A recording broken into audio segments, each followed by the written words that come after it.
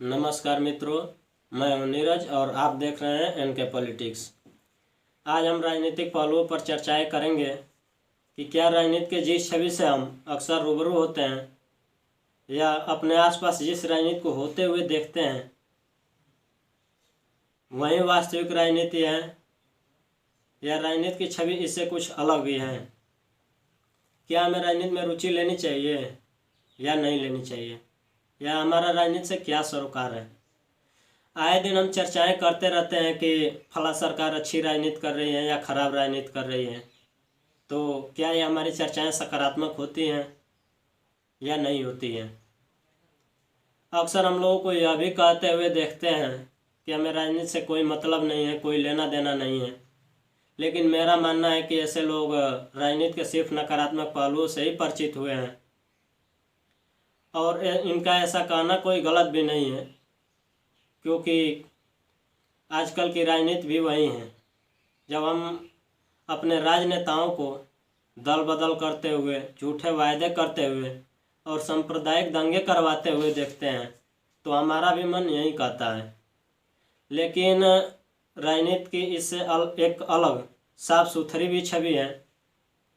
खुद महात्मा गांधी ने कहा था कि राजनीति हमें सांप की कुंडली की तरह जकड़ी हुई है और इससे जूझने के सिवाय और कोई रास्ता नहीं है। तो अब आपके मन में एक ख्याल आ रहा होगा कि हमें राजनीति के बारे में क्यों जानना चाहिए। तो चलिए हम चर्चा को आगे बढ़ाते हैं। देखिए, राजनीति हमारे जीवन का एक अभिन्न हिस्सा है। यह राजनीति हमारे जीवन के साथ जुड़ी हुई है। जिस प्रकार हम गणित पढ़ते हैं, और कोई ज़रूरी नहीं है कि हम गणितज्ञ ही बन जाते हैं, लेकिन फिर भी जीवन पर्यंत हम गणित का उपयोग करते रहते हैं या हमारे जीवन में गणित की उपयोगिता बनी रहती है। उसी प्रकार राजनीति भी है। राजनीति पढ़ने के बाद हम राजनीतिज्ञ बने या न बने, लेकिन हमारे निर्णय लेने की जो क्षमता है वो औरों से कहीं अलग रहती है। और जब हम किसी सार्वजनिक स्थल पर जाते हैं, किसी के साथ भेदभाव करते हुए देखते हैं, या ये भेदभाव खुद हमारे साथ भी होता है। ये भेदभाव लिंग के आधार पर हो सकता है, धर्म के आधार पर हो सकता है, या जात के आधार पर हो सकता है, या किसी भी तरह का हो सकता है। तब हमें अच्छा महसूस नहीं होता है और हमें लगता है कि ऐसा नहीं होना चाहिए। तो इस स्थिति में राजनीतिक ज्ञान हमें सहायता करते हैं और इसी के साथ हम वोट करने के लिए या अन्य किसी भी मामले में स्वतंत्र नागरिक हैं। तो हमें सही निर्णय लेने के लिए या अपने सही नेता को चुनने के लिए राजनीति का ज्ञान होना हमें ज़रूरी है, या राजनीति हमें इन मामलों में सहायता प्रदान करती है। मेरा मानना है कि राजनीति हमारी न्यायपालिका से भी जुड़ी हुई है और न्यायपालिका के लोगों को भी राजनीति के बारे में जानना चाहिए, क्योंकि न्यायपालिका ही हमारे समाज के सभी वर्ग के लोगों को जो भी समस्याएं होती हैं उसको उठाती हैं और समाज में क्या हो रहा है और समाज में क्या होना चाहिए ये न्यायपालिका के लोगों को जानना जरूरी है। यदि हम बात ही राजनीति की करें तो राजनीति अपने आप में एक बहुत ही विस्तृत क्षेत्र है और हम इन्हीं विस्तृत क्षेत्र के कुछ चंद विषयों पर आपके साथ चर्चा करेंगे।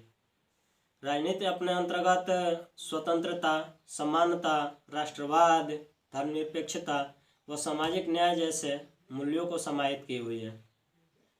इन मूल्यों को हम एक लाइन या एक शब्द में परिभाषित तो नहीं कर सकते। जिस तरह हम गणित में त्रिभुज या वर्ग का कोई एक परिभाषा पढ़ लेते हैं, उस तरह राजनीति में नहीं है।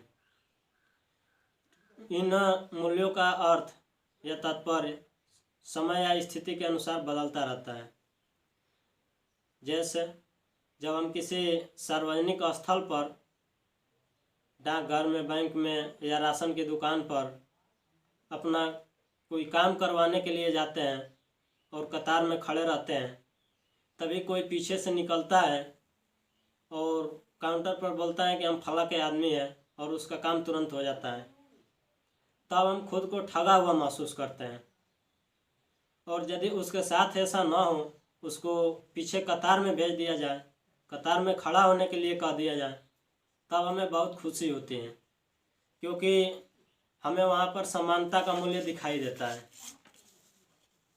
लेकिन उसी वक्त जब कोई एक विकलांग व्यक्ति या कोई वृद्ध व्यक्ति अपना काम करवाने के लिए आता है, तो हमें कोई एतराज़ नहीं होता है यदि उसका काम पहले हो तो, या उसके लिए कोई विशेष सुविधा हो या अलग से काउंटर हो, तो हमें कोई एतराज़ नहीं होता है।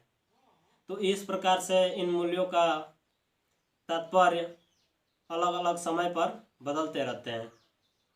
इसी के साथ हम प्रतिदिन देखते हैं कि बहुत से लोग दुकान पर या चिकित्सक के पास नहीं जा पाते हैं, क्योंकि उनके पास चुकाने के लिए पैसे नहीं होते हैं। इनमें से कुछ दैनिक मजदूर होते हैं जो घंटों पत्थर तोड़ने का काम करते हैं।